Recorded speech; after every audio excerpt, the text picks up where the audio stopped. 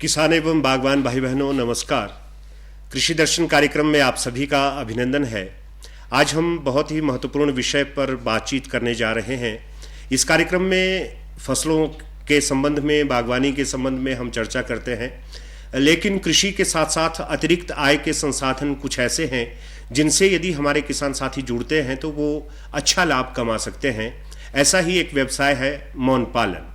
शरद ऋतु में मौन वर्षों का प्रबंधन कैसे होना चाहिए, आज के कार्यक्रम में हम ये बातचीत करने जा रहे हैं। आपके भी यदि इस विषय के संबंध में कोई प्रश्न है तो आप 28000177 और 28000178 पर संपर्क कर सकते हैं। मौन वंश कैसे पाले जा सकते हैं, मधुमक्खी पालन कैसे संभव है, आप अपनी जिज्ञासा आज के कार्यक्रम में पूछ सकते हैं। आज इस कार्यक्रम में चर्चा करने के लिए उद्यान निदेशालय हिमाचल प्रदेश से हमारे बीच पहुंचे हैं विषयवाद विशेषज्ञ डॉक्टर ज्ञान सिंह वर्मा। वर्मा जी, कार्यक्रम में आपका स्वागत। हमारे दर्शक जो हमसे जुड़े हैं वो सबसे पहले आपसे यही जानना चाहते हैं कि मौन पालन की उपयोगिता क्या है और मनुष्य के जीवन में मौन पालन का क्या महत्व है। जी, सभी को मेरा नमस्कार। जैसा कि आपने प्रश्न किया है कि मौन पालन, जिसे मधुमक्खी पालन भी कहते हैं, इंग्लिश में इसे बी कीपिंग भी कहते हैं, इसका मनुष्यों के जीवन में बहुत ही महत्वपूर्ण योगदान है। हमारे भोजन का 1/3 जो भाग है वो मधुमक्खियों द्वारा परागित फसलों से हमें प्राप्त होता है। इसके अलावा मधुमक्खियों का पर्यावरण संतुलन में भी बहुत ही महत्वपूर्ण योगदान है, क्योंकि हनी बी जो है, जो मधुमक्खियाँ है, वो एक पॉलिनेटर का काम कर रही है। तो इसलिए मनुष्यों के जीवन का मधुमक्खियों का बहुत ही महत्वपूर्ण योगदान है। दर्शकों, आपने समझ ही लिया कि ऐसा नहीं कि शहद ही मधुमक्खियों से हमको प्राप्त होता है, बल्कि जो भोजन हम करते हैं, जो सब्जियां हम खाते हैं, जो धान्य फसलें हम उपभोग में लाते हैं, उन सभी में भी मधुमक्खियों का योगदान है। तो इस तरह से ये कीट हमारे लिए बहुत बहुत बहुत ज़रूरी है और मधुमक्खी पालन से हमारे किसानों को, बागवानों को ज़रूर जुड़ना चाहिए। मधुमक्खियों की कौन कौन सी प्रजातियाँ हैं जो हमारे देश में पाई जाती है या हमारे मौन पालक जिनको पाल सकते हैं? जी, हमारे देश में मुख्यतः 4 तरह की जो मधुमक्खियों की प्रजातियां हैं वो पाई जाती है, जिसमें सबसे पहली है इंडियन हनी बी, जिसे एपिस सराना इंडिका भी कहते हैं। ये हमारे देश की ही अपनी प्रजाति है। जैसे कि हमारे घरों में भी जो मक्खियाँ लगी होती है वॉल हाइज में, उसे इंडियन हनी बी कहते हैं। तो एक प्रजाति तो हमारी इंडियन हनी बी है। इसका जो मधु उत्पादन है वो साल में 5 से 10 किलो प्रति वॉल हाइव है। इसके अलावा जो दूसरी प्रजाति है वो एक एपिस डॉर्सेटा है, जिसे रॉक बी भी कहते हैं। ये नेस्ट, जंगली मक्खी है, पेड़ों पे अपना नेस्ट लगाती है। इसका साल में जो मधु उत्पादन है वो 40 से 50 किलो है। इसको पालना असंभव है क्योंकि ये काफ़ी एग्रेसिव और थोड़ा गुस्से वाली मक्खी होती है, इसलिए किसान भाइयों इससे पाल नहीं सकते हैं। इसके अलावा जो तीसरी हमारी मक्खी है वो एपिस फ्लोरिया है, जिसे लिटिल बी भी कहते हैं, लड्डू मक्खी भी जिसे स्थानीय भाषा में कहते हैं। तो इसका शहद उत्पादन 1 से 2 किलो है। चौथी तरह की जो प्रजाति हमारे जो प्रदेश के और देश के जो मौन पालक पाल रहे हैं वो इटालियन हनी बी है, जिसे विदेशों से आयात किया गया है। और ये प्रजाति जो है 1962 में सबसे पहले हिमाचल प्रदेश के नगरोटा में ही इसे लाया गया था। तो हमारे जो आजकल मौन पालक हैं, बी कीपर्स हैं, वो इसी मधुमक्खी की प्रजाति को पाल रहे हैं। इसका जो शहद उत्पादन है वो भी 30 से 40 किलो प्रति वर्ष है। और ये काफ़ी जेंटल नेचर की जो किस्म है, प्रजाति है, इसको पालना भी आसान है, इससे शहद निकालना भी आसान रहता है और इससे हमारे जो मौन पालक है उससे फ़ायदा भी काफ़ी होता है। हमारे बागवान आपसे ये भी जानना चाहते हैं कि ये जो मधुमक्खियां हैं, इनका भोजन क्या रहता है, ये खाती क्या है और भोजन की उपलब्धता इनकी कैसे संभव होती है? जी, ये आपने बहुत ही अच्छा एक प्रश्न पूछा है। मधुमक्खी जो एक छोटा सा जीव है, मुख्यतः इसका जो सोर्स होता है वो फ्लावर्स है, फूल है। मधुमक्खियों का जो फ्लावर्स है उसको बी फ्लोरा कहा जाता है। तो जो इस मधुमक्खियों के जो पुष्प पौधे हैं ये मुख्यतः फूलों से 2 चीज़ें इकट्ठा करती है। पहला तो नेक्टर है, जिसे फूलों का रस कहते हैं। इसी नेक्टर को, फूलों के रस को ये चूस के जो है अपने मुंह में लाती है और अपने हाइव के अंदर, अपनी कॉलोनीज़ के अंदर दूसरे मौनवंशों बीज को शिफ्ट कर देती है और उसमें एक लार के माध्यम से ऐड करके जो है इसको हनी में बदल देती है, कन्वर्ट कर देती है, जिससे हनी में मेनली जो है ग्लूकोज और फ्रक्टोज होता है। तो मधुमक्खी एक तो बाहर से नेक्टर, फूलों का रस एकत्रित करती है, जो कि इसके लिए मेनली कार्बोहाइड्रेट्स का मेन सोर्स होता है। दूसरा जो इम्पोर्टेंट बाहर से मुख्य जो ये भोजन लाती है, वो अपनी टांगों में एक पोलन लाती है, जिसे परागकण भी कहते हैं। तो ये पोलन एक प्रोटीन का मेन सोर्स होता है, और अपने जो छोटे बच्चे हैं, इनके लार्वा है, उसको ये पोलन जो है वो नेक्टर के साथ या हनी के साथ इनको फीड करवाती है। तो हनी बीज मुख्यतः जो है बाहर से नेक्टर, फूलों का रस और पराग एकत्रित करती है। हमारे प्रदेश में जैसे आपने कहा कि फूलों की क्या उपलब्धता है, तो जिस तरह से हमारा जो प्रदेश है वो भौगोलिक दृष्टि से 4 जोन में बंटा है। कुछ नीचे फोटेल्स है, सब ट्रॉपिकल जो जोन है, उसके अलावा थोड़ा टेम्परेट जोन है, ऊपर हाइट पे हमारे ड्राई टेम्परेट जोन है। तो हमारे जितने भी ये जोन है, इसमें डिफरेंट किस्म का, अलग अलग किस्म के जो है पुष्प पौधे उपलब्ध रहते हैं। तो जैसे हमारे निचले क्षेत्र है, वहाँ पर कुछ सब्जियों वाली फसलें हैं। इसके अलावा जैसे खैर है, सफ़ेदा है, शीशम है और रीठा है, इस तरह के जो वनस्पति है वो पाई जाती है। उससे भी मधुमक्खियाँ अपना नेक्टर और पोलन कलेक्ट करती है। इसके अलावा जब हम टेम्परेट जोन में आते हैं, तो जैसे हमारे फल हैं, सेब है, नाशपाती है, चेरी है, इस तरह के जो टेम्परेट पोम फ्रूट्स है, उससे भी मधुमक्खियाँ जो है वो नेक्टर और पोलन इकट्ठा करती है। तो जब हम ऊपर ड्राई जोन में जाते हैं, जैसे हमारा किन्नौर और लाहौल स्पीति ज़िला है, तो वहाँ पर काफ़ी पहाड़ों पे मेडिसिनल प्लांट होते हैं छोटे छोटे, तो ये उनसे भी अपना नेक्टर और पोलन इकट्ठा करती है। तो जो हमारे प्रदेश के मौन पालक है, उन्हें अपने मौन वंशों को जो है वर्ष भर इन क्षेत्रों में माइग्रेट करना पड़ता है, प्रवर्जित करना पड़ता है एक जगह से दूसरी जगह। तो इस तरह से फूलों का सोर्स मधुमक्खियों के लिए बहुत ही जरूरी है। डॉक्टर ज्ञान एक दर्शक है, एक बागवान है हमारे, जो आपसे बातचीत करना चाहते हैं, आपसे कुछ पूछना चाहते हैं। हेलो। हेलो जी, अपना परिचय दें, अपना नाम बताएं, कहाँ से बोल रहे हैं? मैं देवीदास बोल रहा हूँ जी, ननकरी डिस्ट्रिक्ट शिमला। जी, आपका अभिनंदन है कार्यक्रम में, पूछिए प्रश्न। मैं अपने बगीचे में मधुमक्खी के बक्से लगाना चाहता हूँ, कहाँ से प्राप्त होंगे ये? देवीदास जी, आपकी आवाज हम तक पहुंच नहीं रही है। मैं अपने बगीचे में मधुमक्खी के बक्से लगाना चाहता हूँ ना जी। जी हेलो जी, अगर आप मधुमक्खी के बक्से, जैसे आप पूछ रहे हैं कि आप मधुमक्खी के बॉक्सेस पालना चाहते हैं, तो इसमें सबसे पहले आपको एक तो मधुमक्खी में एक प्रशिक्षण ट्रेनिंग आपको करनी होगी। तो हमारा डिपार्टमेंट, आप एप्लीकेशन जो है, जैसे आप ननखरी के रहने वाले हैं, अपने ब्लॉक में जो हमारे उद्यान विकास अधिकारी बैठते हैं, उनके पास आप अपनी एप्लीकेशन प्रार्थना पत्र दे, वो हमें इंटीमेट करेंगे, तो आपको हम बी कीपिंग की एक ट्रेनिंग प्रोवाइड करेंगे। उस ट्रेनिंग प्रशिक्षण प्राप्त करने के बाद आप अपना जो मधुमक्खी पालन का कार्य है वो शुरू कर सकते हैं। और मधुमक्खी पालन के कार्य के लिए अगर आप इसको कमर्शियल लेवल पे शुरू करना चाहते हैं, तो कम से कम आपको 50 कॉलोनी जो है वो जरूर लेनी पड़ेगी, और इसमें सरकार द्वारा सहायता भी दी जाती है। Thank you. ये यही जानना चाहते थे कि कैसे ये मधुमक्खी पालन से जुड़ सकते हैं, और आपने इनको बहुत अच्छी जानकारी दी। डॉक्टर ज्ञान सिंह वर्मा, आपने जो शहद एकत्रीकरण का, मधुमक्खी का जो तरीका बताया, इसमें तो ऐसा महसूस हो रहा है कि शहद हमारे जीवन के लिए, हमारे स्वास्थ्य के लिए अति अनिवार्य है। और बाहर विदेशों की जब हम पत्र पत्रिकाओं में वहाँ की जीवन व्यवस्था को पढ़ते हैं या समझते हैं, तो वो लोग किलो के हिसाब से शहद उपभोग में लाते हैं, लेकिन भारत में बहुत कम लोग शहद खाते हैं। मैं तो यहाँ तक कहूँगा कि गांव में वैद्य जी जब दवाई बताते हैं तभी शहद का उपभोग किया जाता है। शहद हमारे जीवन के लिए कितना जरूरी है? जी, ये आपने बहुत ही एक महत्वपूर्ण प्रश्न पूछा है जी। अगर हमारे देश की जो आबादी 140 करोड़ के लगभग है, और हमारे देश में जो प्रति व्यक्ति शहद की कंजम्पशन है, उसका जो यूज है, वो पर पर्सन 2-3 ग्राम पर ईयर है। जबकि विदेशों में जो दूसरे यूरोपियन देश है, जर्मनी है, इन देशों में जो पर कैपिटा जो हनी की कंजम्पशन है लोगों की, वो 15 से 20 किलो प्रति वर्ष पर पर्सन है। हमारे देश में जो अभी हनी का जो यूज है, वो सिर्फ एक दवाई के तौर पे, जैसे आपने कहा कि एक मेडिसिन के तौर पे यूज हो रहा है। ऐसा नहीं है कि हमारे देश में हनी की प्रोडक्शन नहीं है। हमारे देश में काफ़ी हनी प्रोडक्शन होता है, एक्सपोर्ट भी हम दूसरे देशों को, विदेशों को भी भेजते हैं। हमारे प्रदेश में भी इस समय इस व्यवसाय से लगभग 2200 लोग बी कीपिंग का काम कर रहे हैं, और एनुअली जो हमारी प्रोडक्शन है वो 1500 से 1600 मीट्रिक टन पर ईयर है।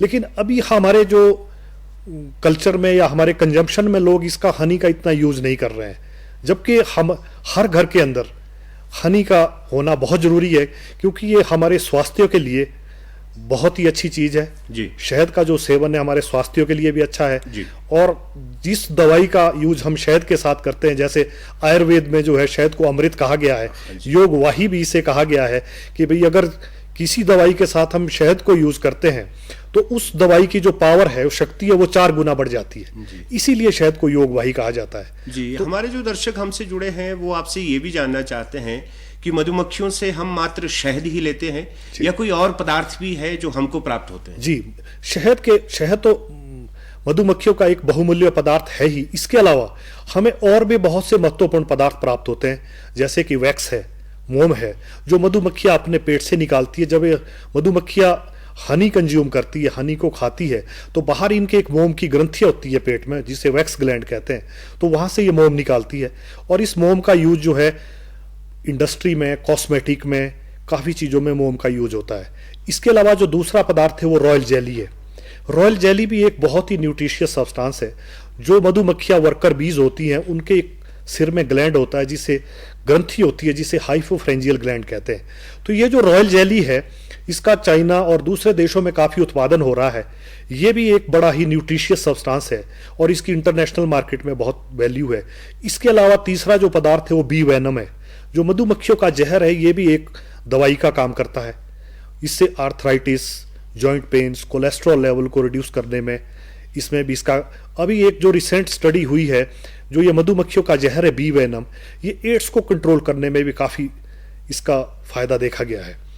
तो ये भी एक इनका बहुत ही महत्वपूर्ण एक पदार्थ है। डॉक्टर ज्ञान वर्मा, आज आपने बहुत विचित्र बातें मधुमक्खियों के बारे में बताई, लेकिन अक्सर हम जब मधुमक्खियों को देखते हैं तो हम इनसे डरते भी हैं, और यदि मधुमक्खी किसी को काटे तो भी शायद बहुत भयावह वो स्थिति रहती है। लेकिन ये कितनी उपयोगी है हमारे जीवन के लिए, और जब से मानव जीवन, मानव सभ्यता चल रही है, तब से ये जीव हमारे साथ चल रहा है। शरद ऋतु में मौन प्रबंधन में विशेष आजकल क्या काम करने चाहिए? जी, मधुमक्खी पालन में मौनवंशों का प्रबंधन बहुत ही जरूरी है, और मौसम के हिसाब से, जैसे ग्रीष्म ऋतु में, बसंत ऋतु में, वर्षा ऋतु में इन्हें कुछ विशेष प्रबंध की जरूरत रहती है। तो जैसे आजकल सर्दियों में आपने पूछा है, तो सर्दियों में मधुमक्खियों के लिए सबसे जो प्रबंधन है मेन, वो सर्दियों में इन्हें ठंड से बचाना होता है। तो अगर मधुमक्खी पालक जो हमारे बी कीपर्स हैं, जो मौनवंश पाल रहे हैं, सबसे पहले तो वो अपने जो मधुमक्खियों का गेट है, जहाँ से मधुमक्खियाँ अंदर बाहर आती जाती है, उसके गेट को थोड़ा कम कर दे, छोटा कर दे, जिससे उसके अंदर ठंडी हवा ना जाए। इसके अलावा मधुमक्खी के जो बॉक्स है, उसके अंदर अगर कोई क्रैक्स हैं, कोई दरारें हैं, तो उसको मिट्टी या किसी चीज़ से कंप्लीटली बंद करे, जिसमें उससे हवा ना जाए। इसके अलावा आजकल जो है मधुमक्खियों में शहद खुराक की भी बहुत आवश्यकता रहती है, क्योंकि शरद ऋतु में बाहर से थोड़ा फूल वगैरह कम मधुमक्खियों को प्राप्त होते हैं, तो इसलिए हमें इन्हें खुराक भी देने पड़ती है। आर्टिफिशियल फीडिंग, चीनी का घोल 1:1, 1 भाग चीनी और 1 भाग जो पानी होता है उसमें आर्टिफिशियल। तो सर्दियों में मधुमक्खियों के लिए ठंड से बचाव, इनके लिए भोजन का इंतजाम करना, इनको बीमारियों से बचाए रखना, कोई बीमारी ना इन पे आए, और मधुमक्खियों की जो कॉलोनीज है उनको हमें स्ट्रॉन्ग बनाना बहुत ज़रूरी होता है, जिससे आने वाला जो समय है वो हनी फ्लो सीजन होगा, जब शहद निकलेगा। तो हमें सर्दियों के मौसम में मौनवंशों को एक तो सुदृढ़ रखना है, स्ट्रॉन्ग कॉलोनीज होनी चाहिए, इसके अंदर जो क्वीन है वो अच्छी होनी चाहिए। अगर ओल्ड क्वीन है तो उसे हमें आजकल बदल देना चाहिए, और जो कमज़ोर मौनवंश है उनको स्ट्रॉन्ग मौनवंशों से मिला देना चाहिए, जिससे हमारे मौनवंश सुदृढ़ रहे और हमारे मौन पालकों को आने वाले समय में फ़ायदा हो। शीत ऋतु में आप लोगों को कैसे प्रबंधन करना चाहिए यदि आप मौन पालन से जुड़े हैं? डॉक्टर ज्ञान वर्मा ने बहुत बढ़िया तरीके में समझाया, बताया। वर्मा जी, परागकण की क्रिया को कैसे मधुमक्खी करती है? परागकण में मधुमक्खी का क्या योगदान है? जैसा कि मैंने पहले भी इसकी मधुमक्खी की उपयोगिता के संदर्भ में आपको बताया था कि मधुमक्खियां परागण क्रिया में एक बहुत ही महत्वपूर्ण योगदान है। हमारी जितनी भी क्रॉप्स है उसका 80% जो क्रॉप्स है वो पॉलिनेशन के लिए हनी बीज पे निर्भर है। हमारे जितने भी पूरे संसार में जितने भी हमारी स्पेसीज है, चाहे सब्जियां हैं, चाहे फल है, चाहे तेल वाली फसलें हैं, चाहे चारे वाली फसलें हैं, सभी की सभी फसलें जो है परागण क्रिया के लिए, वैसे तो परागणकर्ता और भी है, जैसे हवा द्वारा होता है, पक्षियों द्वारा होता है, परागण होता है, लेकिन कम से कम 40% जो रोल है वो सिर्फ हनी बीज का है। तो हनी बीज क्या करती है कि जब ये फूलों पे विजिट करती है तो परागकण को अपनी टांगों में ले आती है। तो इनको परागकण जब तक इनके पूरे कलेक्ट नहीं होते हैं दोनों टांगों में, तब तक ये एक फूल से दूसरे फूल पे भ्रमण करती रहती है। जैसा कि आपको मैं एक उदाहरण देता हूं कि जैसे बादाम है, बादाम के फूलों पे जब मधुमक्खी जाती है तो एक फूल से दूसरे फूल पे जाने से एक फूल के परागकण दूसरे फूल पे टच हो जाते हैं इसके शरीर द्वारा, जिससे जो है फ्लावर में जर्मिनेशन हो जाती है। तो यदि बादाम में अगर ये प्रॉपर पॉलिनेशन ना हो, परागकण फर्टिलाइजेशन ना हो, तो जो बादाम में गिरी है आपको वो नहीं बन पाएगी और खाली बादाम आपको निकलेंगे। इसी तरह से बहुत सी फसलों में, जैसे सेब है, चेरी है, स्ट्रॉबेरी है, बहुत सी फसलें हैं जिनमें ये परागण का कार्य निभाती है। परागण के लिए बहुत बढ़िया संवाहक है मधुमक्खी। शहद भी हमको इनसे प्राप्त होता है। सरकार, चाहे भारत सरकार है, राज्य सरकार है, क्या मधुमक्खी पालन को बढ़ावा देने के लिए, मौन वंशों को पालने के लिए कुछ सहायता भी करती है? कौन कौन सी ऐसी योजनाएं हैं जो वर्तमान में चल रही हैं? जी, हमारे देश में जो है मधुमक्खी पालन को बढ़ावा देने के लिए हमारे कृषि मंत्रालय, भारत सरकार द्वारा एक नेशनल बी बोर्ड की स्थापना की गई है। पूरे कंट्री में जो है, पूरे देश में हर स्टेट्स के लिए जो है नेशनल बी बोर्ड जो है वो फंड्स प्रोवाइड करता है गवर्नमेंट के माध्यम से। तो हमारे प्रदेश में भी मधुमक्खी पालन को बढ़ावा देने के लिए हमारी सरकार द्वारा एक बहुत ही महत्वाकांक्षी योजना शुरू की गई है, मुख्यमंत्री मधु विकास योजना। इस योजना के अंतर्गत जितने भी हमारे स्टेट के मौन पालक है वो डिपार्टमेंट से निःशुल्क जो है इसका प्रशिक्षण प्राप्त कर सकते हैं। प्रशिक्षण के उपरांत जो भी हमारे किसान, बागवान मौन पालन का व्यवसाय शुरू करना चाहते हैं वो अपना व्यवसाय शुरू कर सकते हैं। और यदि कोई मौन पालक जो है वो 50 मौन वंश खरीदता है तो उस पर 80% अनुदान जो है वो सरकार द्वारा दिया जाता है। इसके अलावा जो हमारे मौन पालक बी कीपिंग का कार्य कर रहे हैं वो एक स्टेट से दूसरी स्टेट में जब अपने मौन वंशों को ले जाते हैं शरद ऋतु में, तो परिवहन उपदान पर भी सरकार द्वारा 10,000 रुपए की अनुदान सहायता दी जाती है। इसके अलावा जो हमारे घरों में इंडियन हनी बीज है जो वाल हाइव्स में पाल रहे हैं लोग, उन पर भी हम 1,000 रुपए प्रति वाल हाइव इंसेंटिव दिया जाता है। वाल हाइव्स वो तीरा जिसको लोकल भाषा में तीरा भी कहते हैं। तो जो जिनके भी हमारे किसानों या बागवानों के घरों में मक्खियां है, तीरों में है, अगर उनके पास 5 तीरे है तो सरकार द्वारा उन्हें 5,000 रुपए की सहायता दी जाती है। इसके अलावा हमारे जो मौन पालक है यदि वो हनी प्रोसेसिंग का कार्य भी करना चाहते हैं, शहद की प्रोसेसिंग, इसकी गुणवत्ता जो है मेंटेन करके हनी की पैकिंग, इसकी लेबलिंग और इसकी मार्केटिंग भी करना चाहते हैं, तो हनी प्रोसेसिंग के लिए भी हमारी सरकार द्वारा जो है एक मधु उत्पादन एवं प्रसंस्करण योजना अभी शुरू की गई है। तो जो भी हमारे मौन पालक या सोसाइटी या कोई महिला मंडल या कोई भी ग्रुप जो है मधुमक्खी का जो मार्केटिंग का कार्य करना चाहते हैं तो उनके लिए भी सरकार द्वारा सहायता दी जाती है। इसके अलावा जो हमारे मौन पालक अपने खेतों में बी फ्लोरा से रिलेटेड, जैसे मैंने बताया था, कोई सरसों लगाता है, सूरजमुखी लगाता है, या किसी के अपने खेतों में खैर है और भी इससे रिलेटेड जो प्लांट्स ग्रो करता है, तो बी फ्लोरा को ग्रो करने के लिए भी सरकार द्वारा जो है 3500 रुपए की सहायता दी जाती है। तो इसके अलावा और भी कंपोनेंट है, जैसे ट्रेनिंग है, कई तरह के जो इसमें कंपोनेंट शामिल किए गए हैं।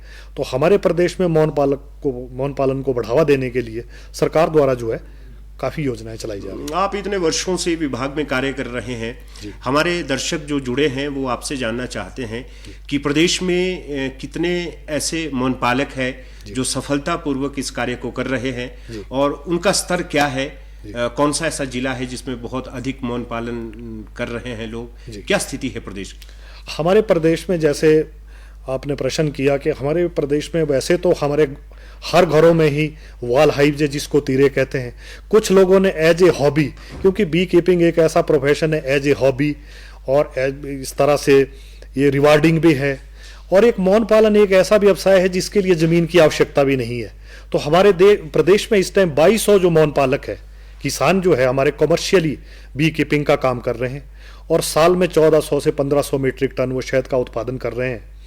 और इसके अलावा भी इसमें काफ़ी ज़्यादातर जो हमारे बेरोजगार युवा हैं, चाहे वो शहरी क्षेत्रों से हैं चाहे ग्रामीण क्षेत्रों से हैं, इस व्यवसाय की तरफ जुड़ रहे हैं। डॉक्टर ज्ञान, यदि कोई नया व्यक्ति, नया बागवान इस कार्य से जुड़ना चाह रहा हो जी। तो वो सबसे पहले किसको संपर्क करे? जी, हमारे जितने भी हमारे प्रदेश के जिले हैं, 12 जिलों में हमारे डिप्टी डायरेक्टर के ऑफिस हैं, उप निदेशक उद्यान के, वहाँ पे भी संपर्क कर सकते हैं। और जो हमारे प्रदेश में जो डेवलपमेंट ब्लॉक है, विकास खंड है 77, हर क्षेत्र में हमारे विकास खंड में जो है हमारे उद्यान विकास अधिकारी बैठते हैं। तो हमारे जो किसान, बागवान या मौन पालक जो भी इस विषय से संबंधित प्रशिक्षण के संबंध में यदि कोई भी जानकारी लेना चाहते हैं तो वो वहाँ पे हमारे ब्लॉक में जो है संपर्क कर सकते हैं। और यदि अधिक जानकारी और इससे प्राप्त करना चाहते हैं तो हमारे जो 2 बी कीपिंग के रीजनल ऑफिस है, एक कांगड़ा में है, एक शिमला में है, जहाँ पर हमारे विषय विशेषज्ञ मौन पालन बैठते हैं। एक कांगड़ा में, एक शिमला में बैठते हैं, नवाबहार में। तो वो हमारे कार्यालय से भी संपर्क कर सकते हैं, तो इसके विषय में अधिक जानकारी प्राप्त कर सकते हैं। डॉक्टर ज्ञान वर्मा, आज आपने बहुत बढ़िया जानकारी मौन पालन के संबंध में हमारे दर्शकों को, हमारे बागवानों को दी, और बहुत से नए लोग जो इस कार्यक्रम से जुड़े होंगे वो भी इस कार्य को अब अपनाएंगे। और जो दर्शक हमसे जुड़े हैं उनसे हम यही आग्रह करते हैं कि हमारे किसानों, बागवानों के लिए ये एक अतिरिक्त आय का संसाधन बन सकता है। खेतीबाड़ी के साथ साथ यदि आप मौन पालन करते हैं तो उससे आपको शहद भी प्राप्त होगा, आपकी फसलें भी बहुत अच्छे से होंगी, आपको गुणवत्ता युक्त फसलोत्पादन भी होगा। तो आपको अधिक से अधिक मौन पालन से जुड़ना चाहिए। सरकार भी आपकी खूब सहायता कर रही है। आज के कार्यक्रम का वक्त हो चला है। डॉक्टर ज्ञान वर्मा, आपका बहुत बहुत आभार, आज आप कार्यक्रम में आए। और दर्शकों अब आज्ञा दे, नमस्कार। धन्यवाद जी।